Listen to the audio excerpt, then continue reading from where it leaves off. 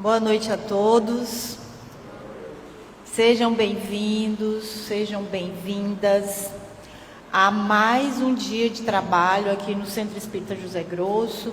Hoje, o dia do atendimento espiritual. Então, é com muita alegria que nós recebemos todos vocês. Eu acredito que quem está pela primeira vez ainda esteja ali passando pelas etapas iniciais.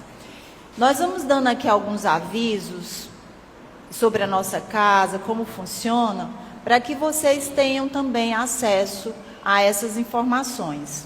Então, nós queremos iniciar dizendo que nós temos ali na frente uma livraria Joana de Ângeles, e que muitos dos títulos dos livros, das obras que são citadas aqui, tem ali disponível. Quem quiser adquirir, basta procurar o Maicon, basta falar com qualquer um de nós que estejamos por ali.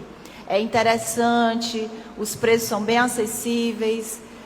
Dei uma voltinha lá e podemos fazer no cartão, isso mesmo. Queremos também agradecer, gente, a todos aqueles que colaboram conosco, as atividades da casa. O Centro Espírita, ele se mantém de forma voluntária.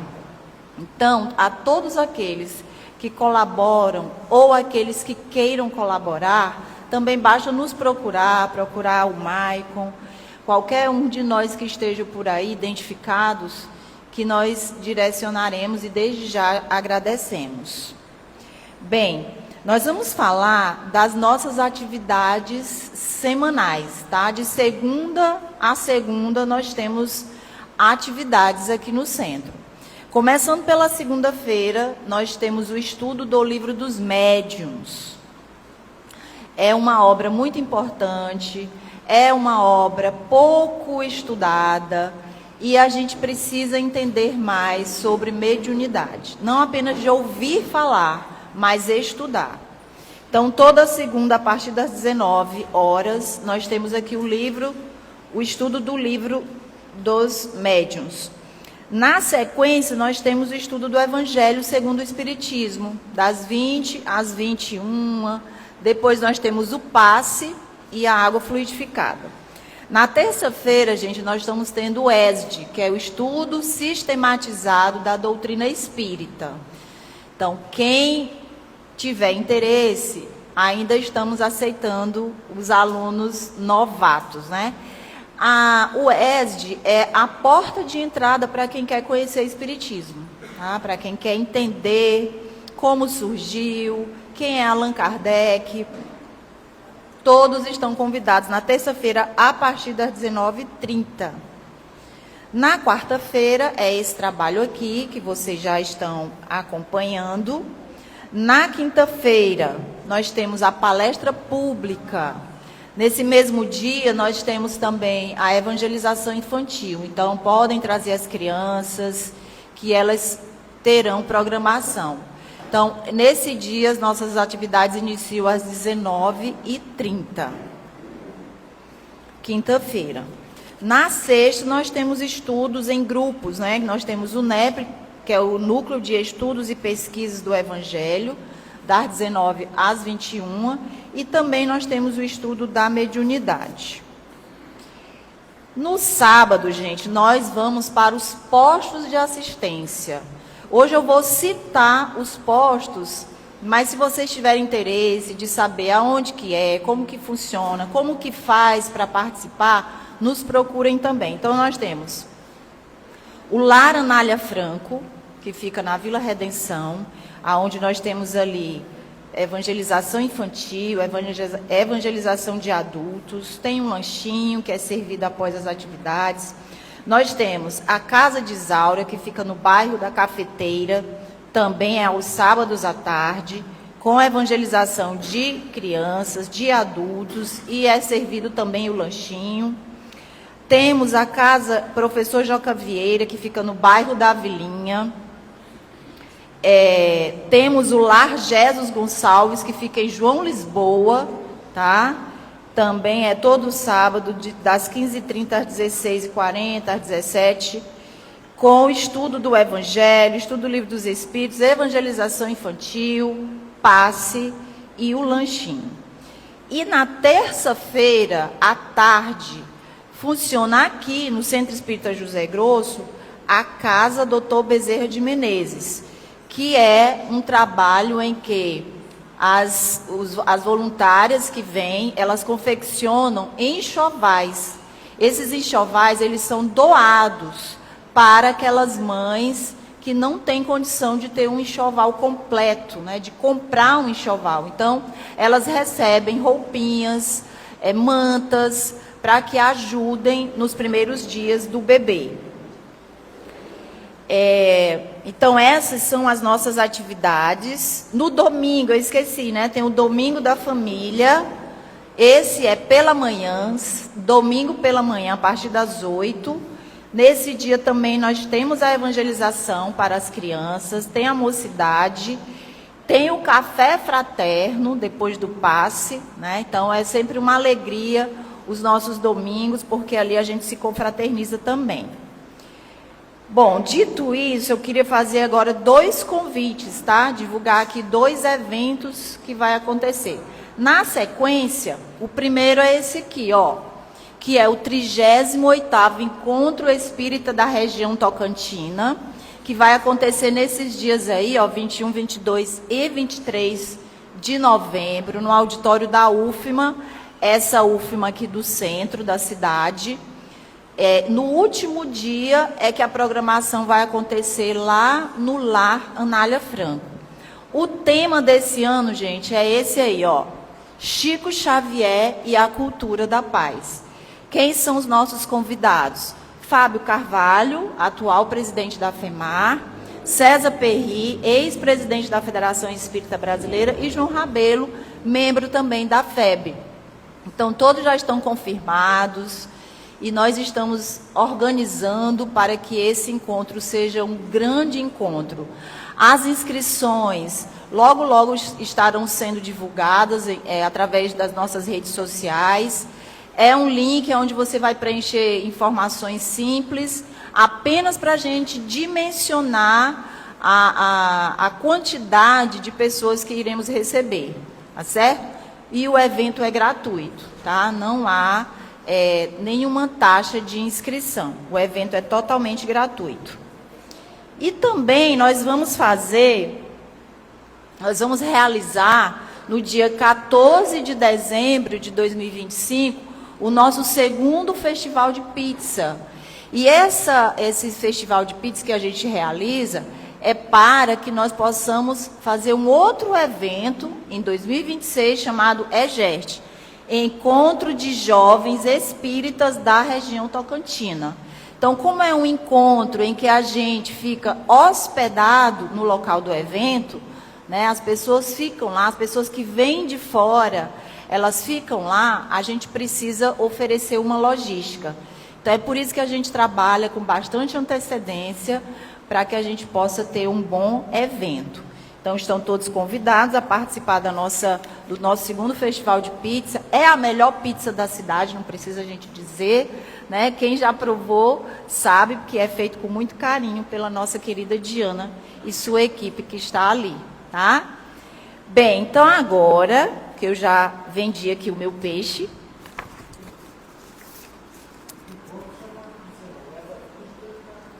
leva 2, né? Nós vamos... Bote a palestra do Rodrigo. Fazer uma leitura aqui de uma mensagem de Emmanuel, só um trechinho que ele fala sobre na hora da caridade. Na hora da caridade, soma as tuas facilidades, revisa as bênçãos que usufruis, enumera as vantagens e os tesouros de afeto que te coroam os dias e socorre aos companheiros desfalecentes da estrada, buscando soerguê-los ao teu nível de entendimento e conforto. Na hora da caridade, emudece as humanas contradições e auxilia sempre, mas sempre clareando a razão com a luz do amor fraterno. Ainda mesmo quando a verdade te exija duros encargos, semelhantes às dolorosas tarefas da cirurgia. Essa mensagem é de Emmanuel, pela psicografia do Chico Xavier. Então, agora nós vamos fazer a nossa prece.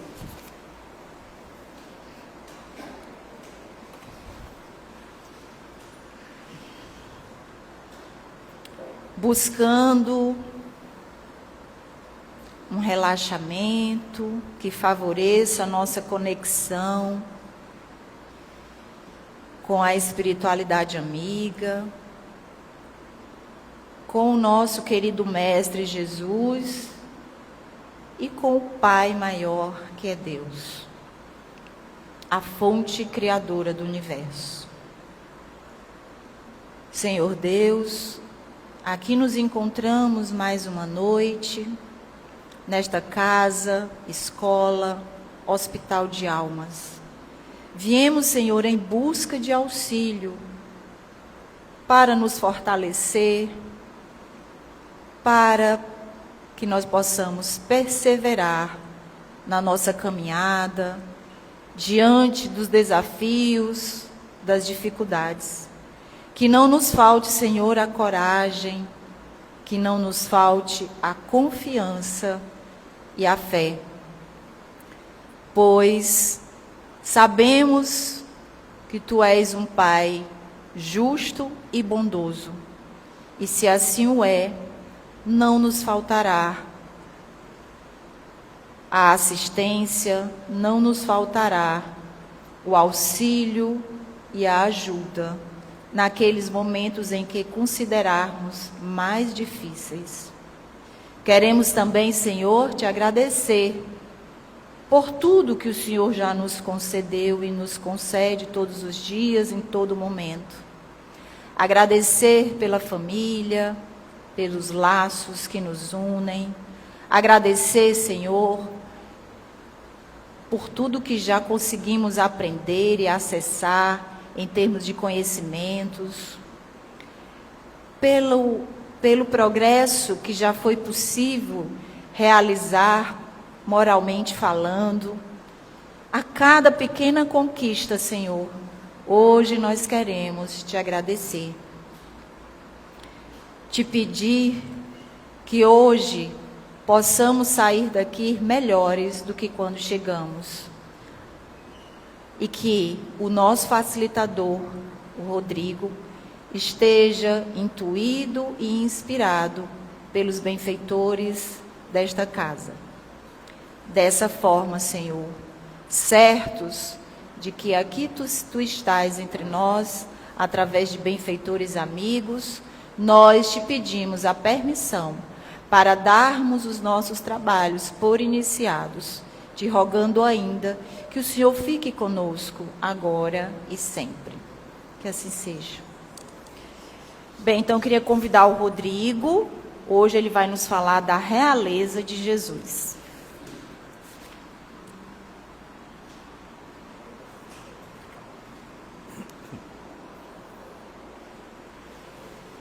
Boa noite a todos. Então, nós vamos fazer o estudo que está no Evangelho segundo o Espiritismo, no capítulo 2, item 4, né? A realeza ou a realeza moral de Jesus. Então, eu fui fazer uma pesquisa a respeito desse tema nos Evangelhos, e existem várias passagens dos Evangelhos onde se fala desse assunto, desse tópico, né? Sobre a realeza de Jesus. Uma das mais significativas dessas passagens que está lá no Evangelho, eu acho que essa figura ilustra bem, não é? Esse momento em que Jesus, ele vai, né, entra triunfalmente na cidade de Jerusalém. O Evangelho narra essa passagem inicialmente, quando Jesus, já prevendo os acontecimentos que iriam ocorrer posteriormente, a sua paixão, a sua crucificação, então ele se dirige para Jerusalém E ao chegar ali nos portões da cidade, que Jerusalém era uma cidade fortificada, existiam os portões, né, que se abriam para que as pessoas pudessem entrar. E chegando ali nos portões da cidade de Jerusalém, a capital da Judéia, ele pede aos discípulos que vão até uma casa. Ele indica: olha, em tal lugar vocês vão encontrar numa casa um jumentinho, está amarrado, e vocês vão lá e me tragam esse jumentinho. E eu imagino que os discípulos devem ter ficado, né? Mas um jumentinho, mas foram, claro, né? Jesus, com aquela sua autoridade de sempre, e eles não contestaram. Foram lá e estava lá o jumentinho, amarrado do jeitinho que ele tinha falado. Trouxeram o jumentinho, e aí a gente sabe, né? Os evangelhos descrevem a entrada triunfal de Jesus em Jerusalém. Então, uma multidão, né, segundo os evangelhos, estava ali rendendo graças, homenagens a Jesus, né, e jogando, né, é descrito que jogavam mantos, jogavam ramos de palmeiras, de plantas, né, para dar um ar mais solene, né, àquela entrada de Jesus. E aquela multidão começou a gritar: é o rei está vindo, o rei dos judeus, né? Gritava Hosana, né? Que é salve, e o rei dos judeus está vindo. Então, esse é um dos trechos do Evangelho onde é mencionado, de uma forma mais direta, essa questão da realeza de Jesus. E esse acontecimento, ou seja, essa entrada de Jesus montado num jumentinho, já havia também sido previsto ou profetizado lá no Velho Testamento. Lá em Zacarias, né, que foi um dos profetas do Velho Testamento, existe essa passagem, onde ele diz assim: eis que vem a ti o teu rei, ele é justo e traz a salvação, ele é pobre e vem montado sobre um jumento. Olha que coisa incrível, né? Exatamente como ele, provavelmente, alguns séculos antes, pela sua mediunidade, que os judeus chamavam de profetizar, né? Ele já tinha visto essa cena que ia acontecer muito tempo depois. E os judeus aguardavam de uma forma muito ansiosa a chegada desse rei, desse Messias, né? Porém, nessa passagem e muitas outras, a gente percebe que tanto os judeus quanto os próprios discípulos de Jesus, eles tinham uma visão ainda muito imperfeita, muito incorreta do que seria essa realeza, né? Do que seria essa mensagem de Jesus. Quando Jesus falava, por exemplo, que vinha trazer o reino dos céus para a terra, o reino de Deus para a terra, eles tinham uma visão, uma ideia muito diferente daquilo que realmente Jesus vinha propor, né, da mensagem de Jesus. Então havia sido prometido ao povo judeu que em algum momento eles receberiam o Messias prometido, né? E esse Messias, eles imaginavam que seria um rei, alguém que viria com poder, que lideraria, né, os exércitos dos judeus, expulsando os romanos, ia pegar na espada, ia liderar os judeus, para libertar o povo de Israel, que naquele momento estava sob o jugo dos romanos. O povo judeu é um povo assim, dos mais sofridos que a gente possa imaginar, né? Então, desde o início, na libertação lá no Egito, né, onde eles escravizados, depois eles foram dominados pelos sírios, mais tarde veio a dominação romana. Isso para eles era algo terrível, né? Viver sobre o tacão de um outro império. Então eles viam essas profecias de que viria esse Messias, mas imaginavam que esse Messias, que esse rei viria como um poderoso, né? Que via com a espada para derrotar os seus inimigos, para que eles pudessem então, ao invés de serem subjugados, eles imaginavam que eles iam subjugar os outros povos, eles iam conquistar os outros povos, né? Então essa era a visão que os judeus tinham, desse Messias aguardado. Mas de repente chega Jesus aquela figura tão humilde, tão mansa, montado num jumentinho. Imagina que decepção para muitos, né? Que eles imaginavam um rei triunfante com uma espada, vindo trazer, através da violência, né, a impor. De repente entra Jesus num jumentinho, falando de amor, de caridade, de humildade. Então muitos deles se sentiram preocupados. Como é que esse vai ser o Messias? Um carpinteiro, né, um filho de um carpinteiro, como é que esse homem vai liderar Israel para que nós voltamos à nossa glória, ao nosso poder? Então a maioria deles não compreendia a missão de Jesus. Não tinha. E mesmo entre os discípulos, como eu falei, haviam muitos que imaginavam que de alguma maneira Jesus iria tomar o poder. Jesus realmente ia ser o rei que eles aguardavam, mas de uma forma tomando o poder, assumindo o governo de Israel. Exatamente, aí é onde eu quero chegar. Judas, a gente sabe que ele era de uma seita chamada Zelotes. E os Zelotes, dentre os judeus, eram aqueles que mais gostavam, que queriam que houvesse uma revolta dos judeus contra o domínio romano. Eles se organizavam e havia entre eles já uma determinação que em algum momento haveria de iniciar uma revolta. Como, aliás, alguns talvez 100 anos depois, ou menos que isso, realmente houve uma revolta entre os judeus, e que nesse momento, né, após Jesus, nesse momento, os romanos destruíram praticamente Jerusalém, o templo, expulsaram os judeus, né? Foi a diáspora que se refere devido a essa revolta, né, dos judeus contra a dominação romana. Mas Judas, ao mesmo tempo que ele admirava Jesus, e a gente sente que no Evangelho ele nutre essa admiração por Jesus, mas ele queria que Jesus realmente agisse, tomasse o poder.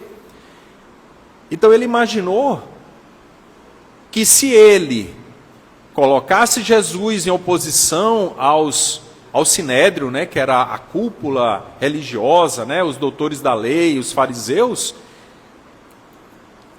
se ele entregasse Jesus aos fariseus, haveria de forçar que Jesus realmente agisse.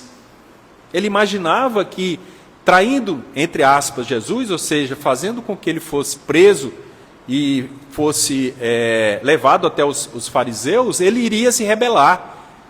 Ele ia deixar aquela mensagem, né, de paz, e ali, naquele momento ele ia realmente tomar o poder. Essa era o que Judas imaginava. E imaginava que num poder dentro desse governo ele teria, claro, uma cadeira muito importante.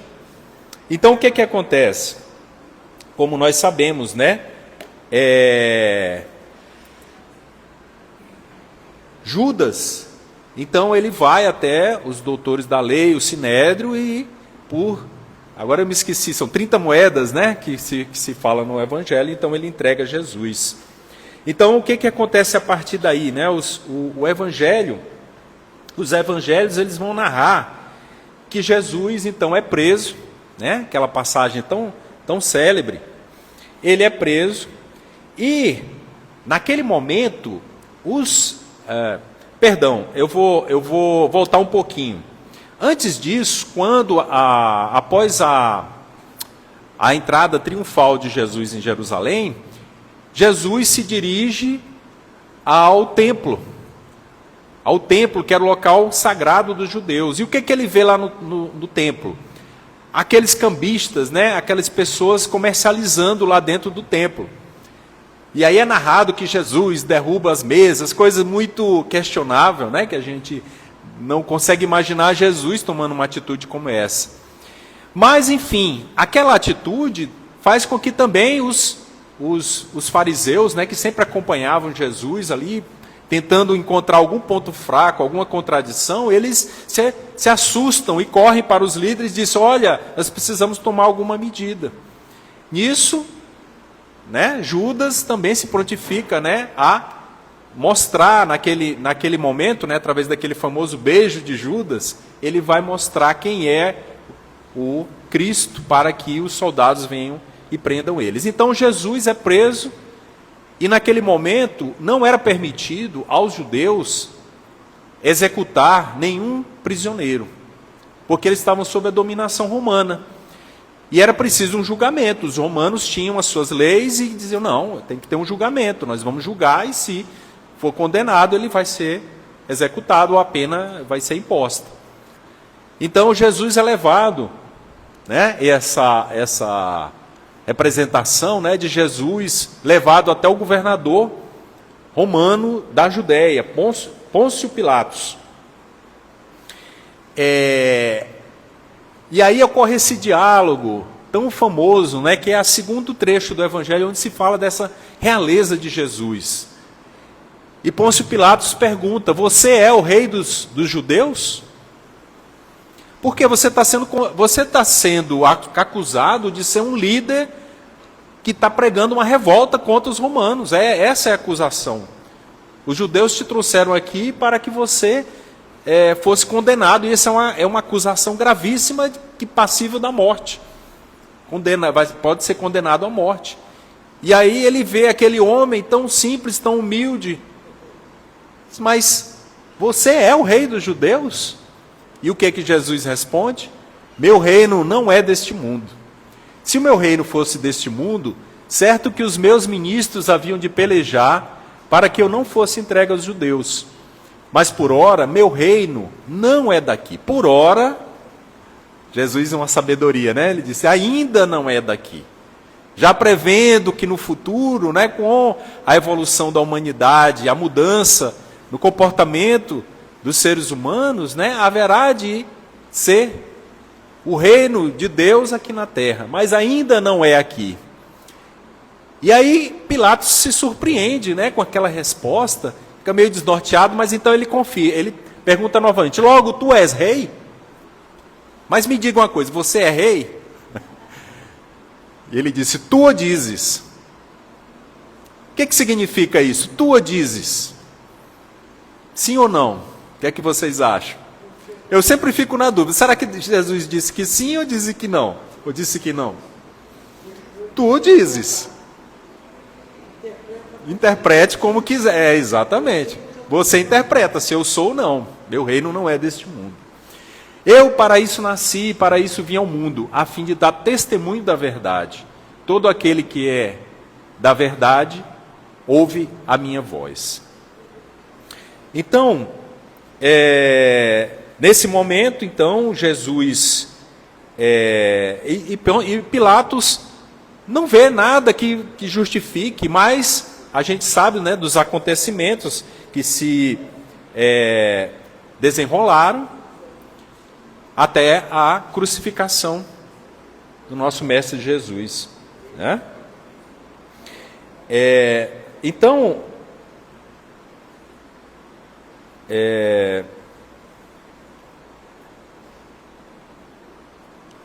esses dois trechos são dois trechos do Evangelho onde se menciona, né, essa questão da realeza de Jesus. Afinal, Jesus é um rei?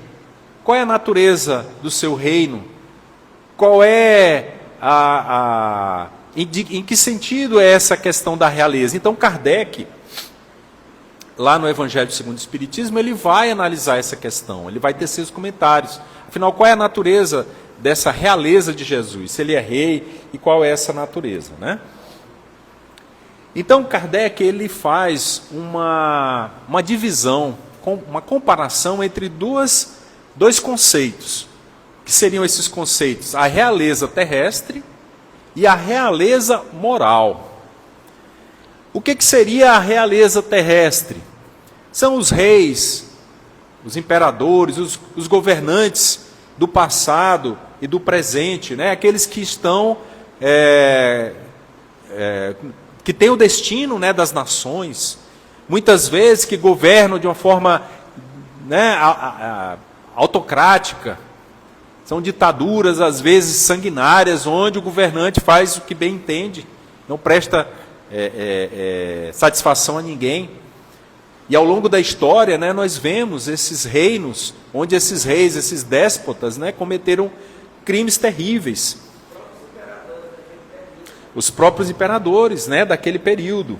Então, ainda hoje, né, nós temos reis, nós temos esse tipo de governantes.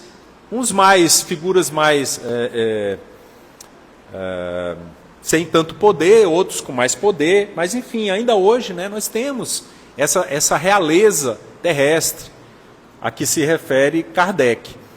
Então, essa realeza terrestre, muitas vezes, ela é obtida pela herança.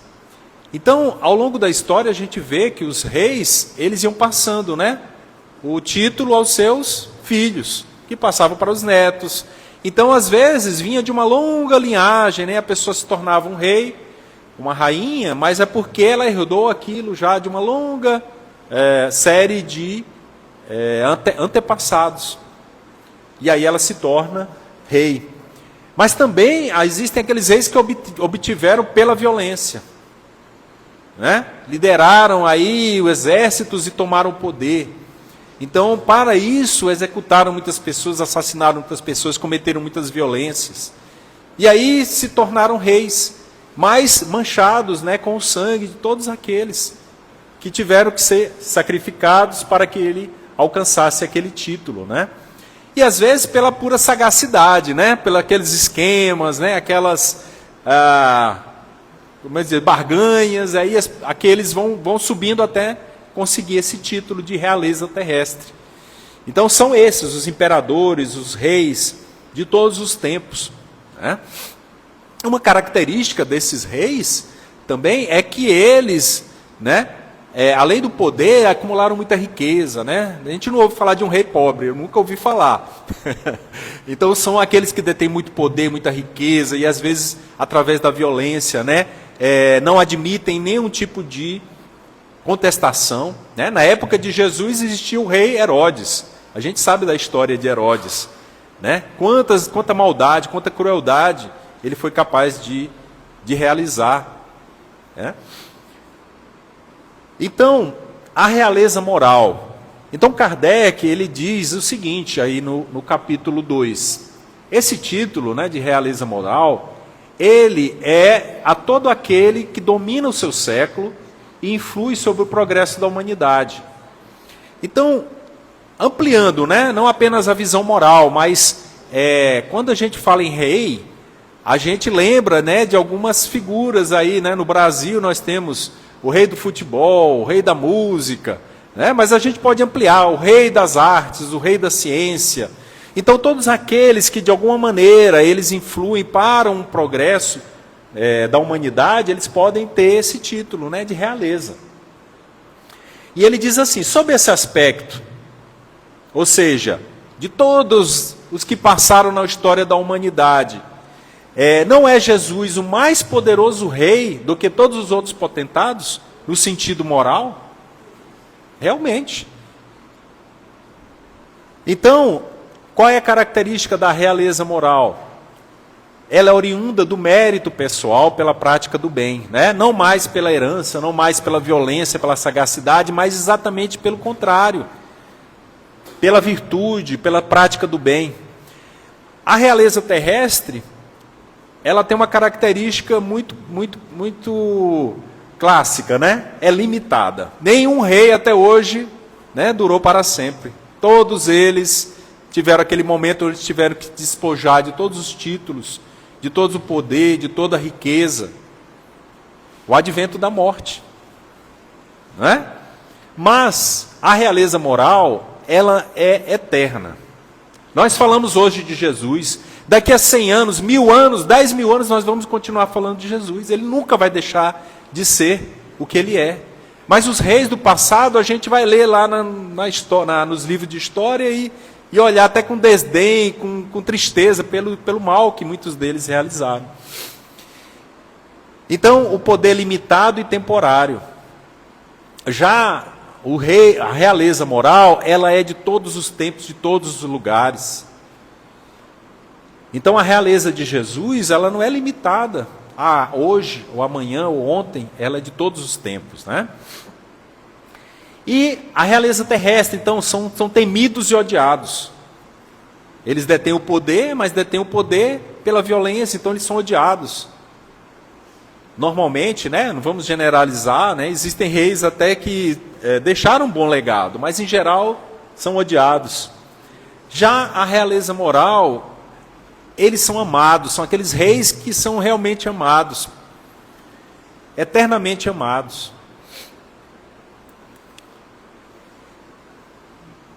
No Evangelho, né, para dar um exemplo aqui, em 1863, Kardec ele recebeu uma psicografia, né, que alguém enviou para ele, de um espírito, né, assinado por um espírito que havia sido rainha da França. Imagina, né, naquela época passada, ser rainha da França era um título e tanto, né, de poder, de riqueza. E aí ela desencarnou e lá na espiritualidade ela percebeu quanto ela estava enganada, né? Então ela diz o seguinte: rainha entre os homens, como rainha julguei que penetrasse no reino dos céus. Então ela imaginou que a morte ela ia continuar como rainha, né? Da mesma forma que em vida. Que desilusão, que humilhação, quando em vez de ser recebida aqui com a soberana, vi acima de mim, mas muito acima, homens que eu julgava insignificantes e aos quais desprezava por não terem sangue nobre. Então ela, na corte, né, aqueles nobres, mas aqueles serviçais, aquelas pessoas humildes do povo, ela desprezava. Isso não tem valor, né? Pessoas comuns, simples, não tem valor. Somente aqueles que têm sangue nobre. Os reis, os príncipes, os barões. Como então compreendi a esterilidade das honras e grandezas que com tanta avidez se procuram na terra. Então, naquele momento, ela estava naquela fase, né, de reconhecer quanto ela estava enganada, quanto ela desperdiçou a oportunidade, né, naquela encarnação, naquele orgulho, naquela vaidade de se considerar uma rainha. E quando ela chega lá na espiritualidade, ela vê aqueles que ela desprezava estavam, né, radiantes de luz, espíritos muito superiores a ela. Que vergonha, né? Que humilhação para ela, né? E normalmente esses espíritos, quando eles se dão conta do erro, eles pedem para vir em condições muito humildes, para tentar aprender um pouco da humildade, para tentar, ao final da sua próximas encarnações, ele retornar numa condição melhor. Nós temos exemplos disso, né, daqueles que cometeram esse mesmo erro em alguma existência e depois se reabilitam, né, vêm com humildade, com trabalho. Mesmo aqueles que foram reis, nós temos um exemplo do rei Alarico, né, que volta como que leproso, anceniano, Jesus Gonçalves, exatamente. Então, aquela existência dele como rei dos visigodos, se não me engano, né, de uma tribo bárbara, onde ele realmente dominava e determinava quem vivia e quem morria, levou ele, né, numa existência futura, a vir com a prova, a expiação, né, de um corpo com hanseníase. E ele sofre tanto, mas aí ele aprende a necessidade, né, de corrigir.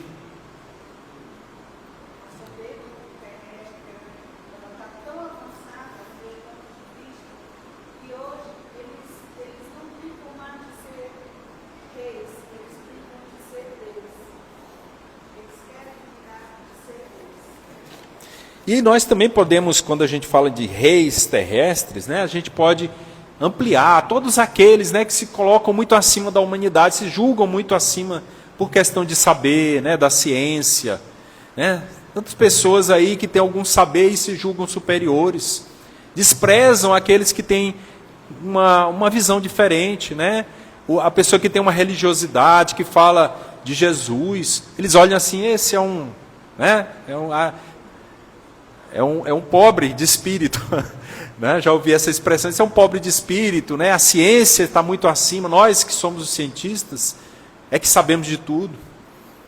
E aí, muitas vezes, quando chegam lá no plano espiritual, a gente tem muitos relatos, né? Que humilhação, né? Que sofrimento. Então, pessoal, vamos agora pensar o seguinte: quem é Jesus? Será que existe um consenso entre a humanidade, entre todas as pessoas, todas as religiões, todas as doutrinas sobre quem é Jesus? O que é que vocês acham? Não. Cada um de nós, cada doutrina, cada religião, vê Jesus de uma forma diferente. É ou não é verdade? Eu acho que mesmo espírita, se você começar a conversar, dizer, olha, eu penso assim, eu penso assim, pode haver alguma, né, divergência, normal. Então, nós temos as religiões, né, ao longo da história, cada uma delas foi desenvolvendo, né, a sua teologia, a sua doutrina, e foram se afastando. Então, cada uma tem uma visão diferente de Jesus, da sua mensagem, qual foi a sua missão, né?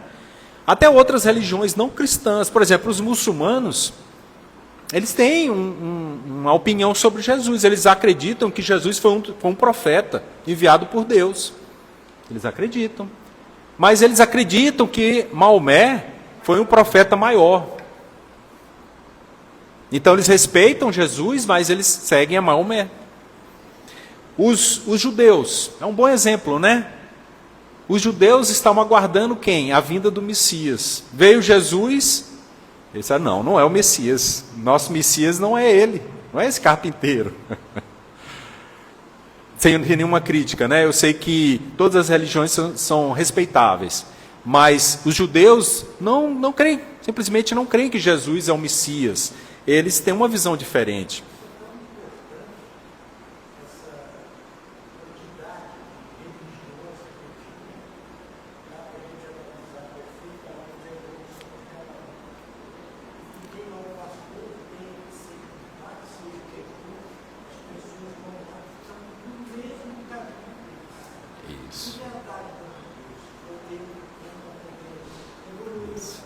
Então, pessoal,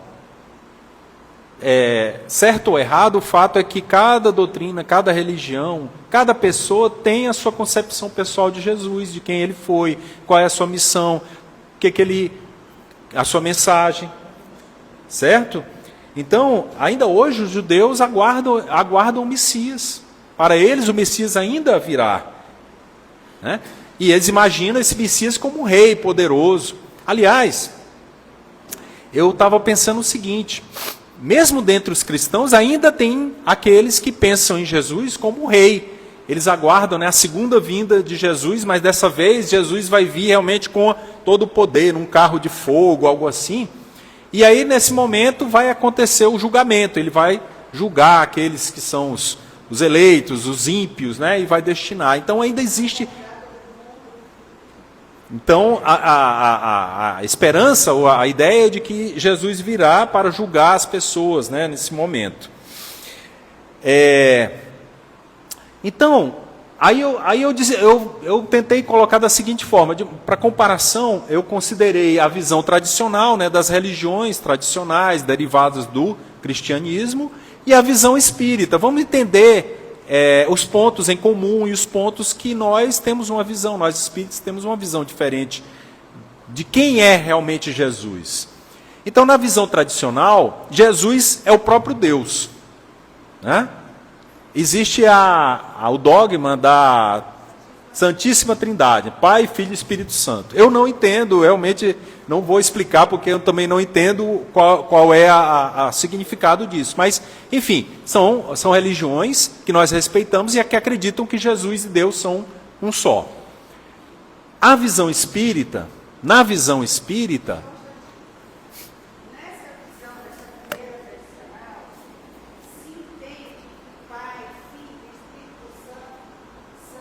são um só.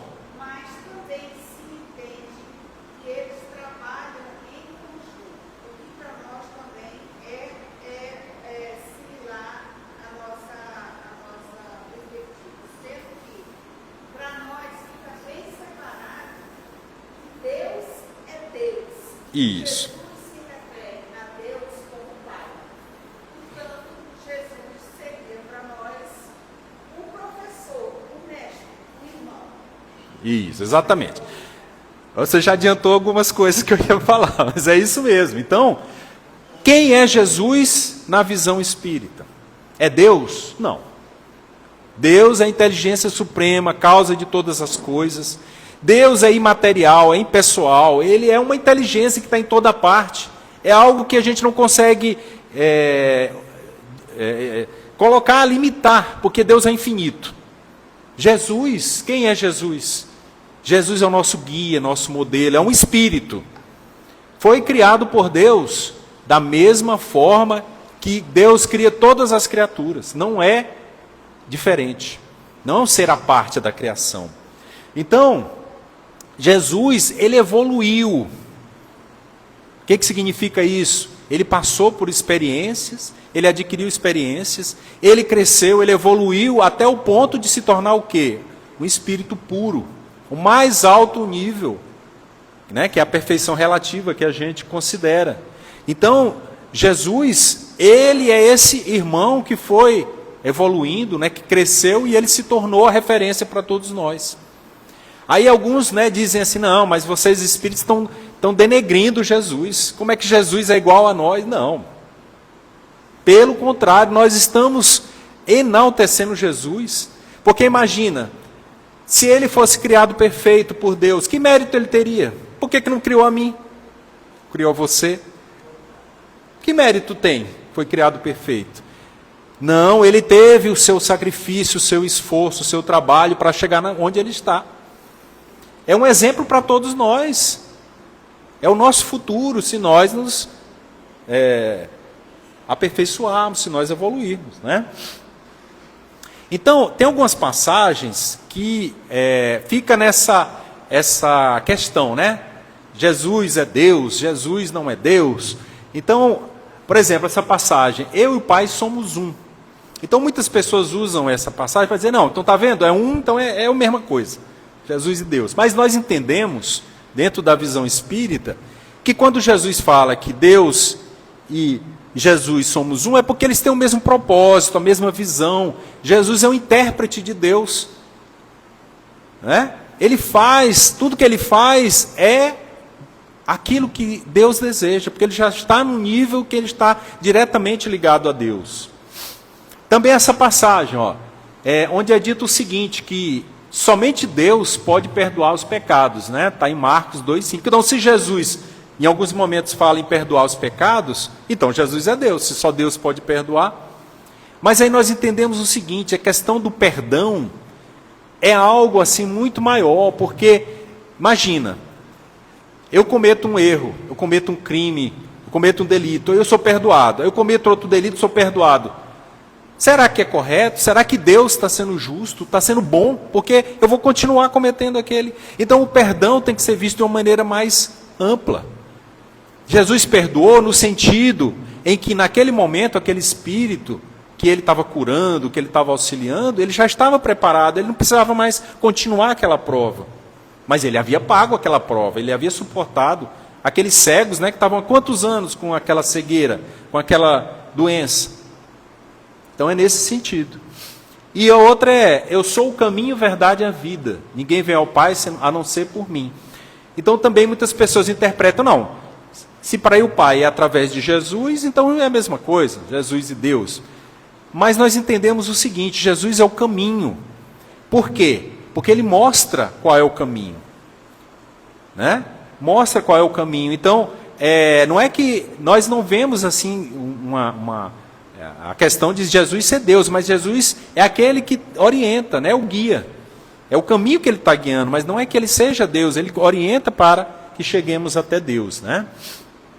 E existem também passagens do Evangelho onde o próprio Jesus ele se refere a Deus como uma terceira pessoa. Não é isso? Olha essa passagem. Por que me chamas de bom? Ninguém é bom, exceto Deus. Então ele está dizendo, eu não sou bom, bom só Deus. Meu Pai é maior que eu. Simples, né? Está lá em João. Outra, né? Meu pai trabalha até agora e eu trabalho também. Então ele bastaria assim, eu continuo trabalhando, eu sou Deus, né? É uma forma de interpretar. Aquele que me enviou está comigo, e ele não me abandonou, porque sempre faço o que lhe agrada. Então Jesus sempre faz o que agrada a Deus. É aquela questão de ser uno, no sentido de fazer a mesma coisa. E por último, né, essa passagem, vós sois deuses, podeis fazer tudo o que eu faço e muito mais. Então Jesus, o que Jesus está dizendo? Que ele percorreu a escala evolutiva até chegar à condição de espírito puro, mas todos nós temos essa mesma condição. Vós sois deuses em potencial, cada um de nós pode ser um Deus em potencial, no sentido de alcançar o mais alto grau, né, da perfeição que os espíritos possam atingir. Então, no livro A Caminho da Luz, né, psicografia Chico Xavier, Emmanuel, ele vai tecer algumas informações adicionais sobre a condição de Jesus, né? Então nós sabemos, através dessas informações, que Jesus, ele é o governador, não apenas do planeta Terra, mas do nosso sistema solar e talvez até mais. É um espírito de uma grandeza que nós não temos ideia. Então está dito o seguinte, ó. Rezam as tradições do mundo espiritual que na direção de todos os fenômenos do nosso sistema existe uma comunidade de espíritos puros e eleitos pelo Senhor Supremo do Universo. Essa comunidade, da qual é Jesus um dos membros, aos que não foi dado saber, apenas já se reuniu nas proximidades da Terra por 2 vezes no curso dos milênios. Então, além de Jesus, existem outros espíritos que também fazem parte dessa comunidade de espíritos puros que comandam, né, nosso sistema, nossa galáxia, sabe-se lá o que mais. Não é? Então, a informação é que Jesus já era um espírito elevado na época da formação da Terra, olha, bilhões de anos. Imagine, né? Então, quando a gente fala em Jesus, a gente está falando ao mínimo do mínimo, porque nós não temos realmente ideia da grandiosidade desse espírito. Uma outra questão, né, que a visão espírita, ela destoa da visão tradicional, sem nenhum demérito, sem nenhuma crítica, mas é um ponto. Jesus foi sacrificado para pagar os pecados da humanidade. A gente ouve isso, né? Jesus se sacrificou como o Cordeiro de Deus e apagou os pecados da humanidade. É uma visão, a gente tem que respeitar, mas nós espíritas, o espiritismo não vê dessa forma, né? O sacrifício de Jesus foi o exemplo para nos guiar. Jesus precisava morrer daquela forma, ser crucificado? Não, foi uma escolha que a humanidade fez daquela época. Nós, né, que talvez estávamos naquele momento. Mas não era o destino. Mas ele escolheu vir à Terra, passar por essa experiência para nos... Mas eliminou os nossos débitos? Não. Porque, como eu disse, se nós eliminarmos, né, se for eliminados os nossos débitos, nós não tivermos que pagar pelos nossos erros, não tivermos responsabilidade pela nossa conduta, como é que nós vamos evoluir? Nós temos que ter essa responsabilidade. Ninguém pode apagar o débito de um ao outro, porque é um instrumento que o universo, né, que Deus tem para nos fazer a nossa evolução. Eu erro, eu vou sofrer as consequências daquele erro. Eu acerto, eu também vou sofrer as consequências. E aí eu vou ao aprendizado, como uma criança. Ela faz algo que não deve, se machuca, ela vê que aquilo ela não pode fazer novamente, ela vai corrigir o caminho. Então, nesse sentido, nós não concordamos com essa visão. Respeitamos, mas não concordamos. Senão não existia, né? E não existia progresso, porque ia ser tudo limitado, né? Uma outra questão, né, que destoa, né, a visão tradicional da nossa visão espírita. Jesus veio apenas ao povo escolhido e apenas os cristãos podem ser salvos, né? A gente ouve também pessoas falando, não é cristão, não prega, não não tem todos os preceitos da religião cristã, infelizmente, está condenado, né? Você é budista, você é hinduísta, parabéns, mas infelizmente não é cristão, é condenado. A gente ouve muito falar nisso. Então, é como se Jesus viesse somente para aquelas pessoas. E olha, cristãos hoje no mundo são 30%. Ou talvez menos que isso. A maior parte da humanidade não é cristã. Então, os budistas, hinduístas, outras religiões. Então, Jesus veio só para salvar aqueles poucos, E dentro dos cristãos, né, muitos são ditos, não, é cristão, mas não segue, tem alguma coisa aqui que ele não... Então, não é também. Então, imagina, né, Jesus ele veio para uma parcela mínima da humanidade, para salvar uma parcela mínima da humanidade, e o resto? Então, nós temos uma visão diferente. Para nós, Jesus veio para guiar toda a humanidade. Quando ele fala, nenhuma única ovelha do meu rebanho se perderá, salvarei todas. Então, como é que é isso? Então, Jesus, aqueles locais, aquelas épocas em que onde ele, claro, não podia estar em todos os locais, em todas as épocas, encarnado, ele enviou.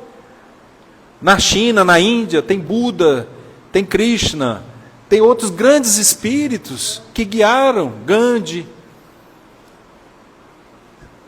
Não é? Ele envia a todos os povos, em todas as épocas, grandes espíritos que vêm reforçar o próprio Maomé entre os muçulmanos. Né? Então, o importante não é a religião. Né? Essa é a visão espírita, não é a religião. Não importa se você é espírita, católico, hindu, judeu, ateu. O importante o que é? É fazer o bem, né? É praticar a caridade, é amar o próximo, em resumo, né? Que aliás são que todas as religiões pregam. Faça ao outro o que gostaria que fosse feito para você. Então nós temos, né, que infelizmente nós não podemos concordar com essa visão limitada. Jesus, ele é onipresente. Mas ele enviou aqueles que, né, para aqueles povos.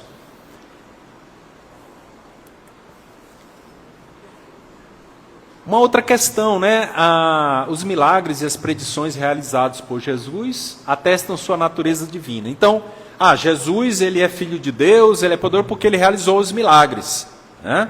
Ele curou, ele multiplicou os pães, enfim, todos aqueles milagres. Será que é isso que realmente determina que Jesus, esse rei, essa realeza moral que nós estamos mencionando, será que é isso? São os fenômenos que ele realizou, aquilo tudo que ele realizou? Muitas pessoas creem assim, né? Eu acredito em Jesus porque os milagres, ele fez isso, fez aquilo. Mas, gente, até esses fatos, nós temos na história relatos de outras pessoas que realizaram fenômenos mediúnicos, materializações, curas. Até hoje, né? Nós temos, médiuns que realizam curas. Será que são Jesus? Estão no mesmo de Jesus? Não. Então não são esses fatos, esses fenômenos exteriores, vamos dizer assim, né? Físicos, que determinam a natureza, a realeza moral de Jesus. O que vai determinar? Né? As suas qualidades morais. E ele não foi simplesmente um mestre no sentido de dizer, olha, faça isso, faça aquilo. Ele deu o exemplo vivo, né? Então, a grandiosidade de Jesus não é pelos fenômenos. Nós estudamos, nós admiramos que realmente há a grandiosidade de Jesus nesse campo, mas não é isso que torna Jesus o nosso mestre. É o exemplo, né? O amor que ele colocou em prática em todos os momentos da vida dele. Né? Então, pessoal, assim, tudo que eu estou falando é sem nenhuma crítica, nenhuma outra religião, todos têm o direito. Como eu disse, não é importante acreditar se Jesus é Deus, se não é Deus, se realizou ou não realizou milagres. Isso é um caminho, facilita para que a gente, né, nós possamos caminhar com mais segurança, com mais certeza, mas não é fundamental. O fundamental é a gente entender a mensagem de Jesus. E até uma pessoa ateia, né, como se diz, ela pode estar fazendo muito mais do que nós, que às vezes tentamos mais conhecimento nessa área. Então é isso que importa, né? É o caminhar com Jesus nas suas ações, no seu comportamento, na sua moral. É o esforço que a gente faz dia a dia para corrigir, identificar os nossos defeitos e nos corrigirmos. Então, a realeza moral de Jesus é algo que nós vamos estudar, né, por 10, 100, 1000 anos ainda, porque estamos muito longe de nos aproximar desse Espírito, desse Mestre, né, desse Rei, que nós assim consideramos, porque é o Rei no sentido do amor, né, é o Rei no sentido da caridade, né. Então é um item, um capítulo muito interessante, né, que a gente deve analisar. E a cada momento, né, que a gente lê, que a gente estuda, a gente vai vendo coisas novas, facetas novas, que a gente pode estar aprendendo. Tá bom? Muito agradecido.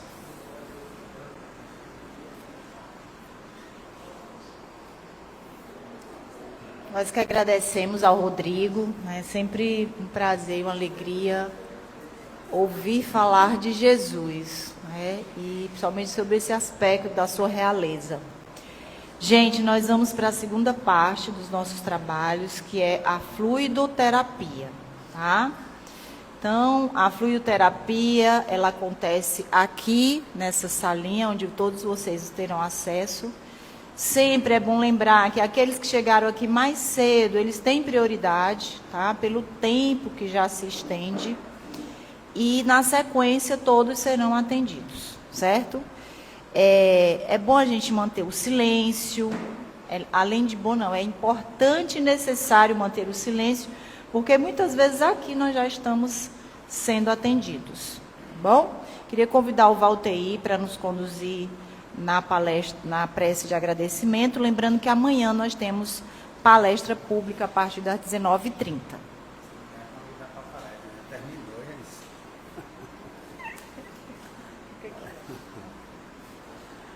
Então, mais uma vez, vamos aproveitar o momento, né, da belíssima apresentação da mensagem do Evangelho de hoje pelo nosso companheiro Rodrigo, pedindo a Jesus que continue nos assistindo, nos amparando, nos iluminando, fortalecendo a nossa fé, a nossa esperança, a nossa confiança, para que estejamos a cada dia melhor do que o dia anterior. Que Jesus, na sua infinita misericórdia, possa assistir essa casa com seus departamentos, seus trabalhadores, e a todos aqueles de boa vontade que lutam dia a dia para o engrandecimento de suas almas, através da caridade, do amor, da benevolência e da assistência mútua. Jesus, nós não nos cansamos de render graças, Senhor, e agradecer por estar conosco nesta caminhada. Porque tu mesmo dissera que nenhuma das ovelhas que o Pai te entregou, nenhuma se perderá. E nós te rendemos graças, Senhor, por isso. E agradecemos por essa assistência, por estar conosco, por segurar em nossas mãos, especialmente nos momentos mais difíceis de nossas vidas. Que a luz do teu amor cada vez mais se faça presente em nossos corações, assistindo e amparando. E que nesta noite especial, Jesus, nós pedimos em teu santo nome, em nome de Deus e da Mãe Maria Santíssima, com os benfeitores espirituais, que acolhe o nosso querido Brasil, especialmente a cidade do Rio de Janeiro, Senhor, que passa por grande dificuldade, por tanta dor e por tanta agonia. Que os benfeitores espirituais, que Ismael, em nome de Deus e de Jesus, amparado pela equipe superior, possa assisti-lo a todos e trazer a paz, a harmonia, e possa trazer verdadeiramente a mensagem do amor de Deus no seio daquele povo, como de todos nós. Jesus, amigo e amado, tem misericórdia de todos nós, e em teu nome santo e sagrado, em nome de Deus e de Maria Santíssima, que pedimos a permissão para dar por interrompido o estudo da noite, em graça a Deus, e que assim seja.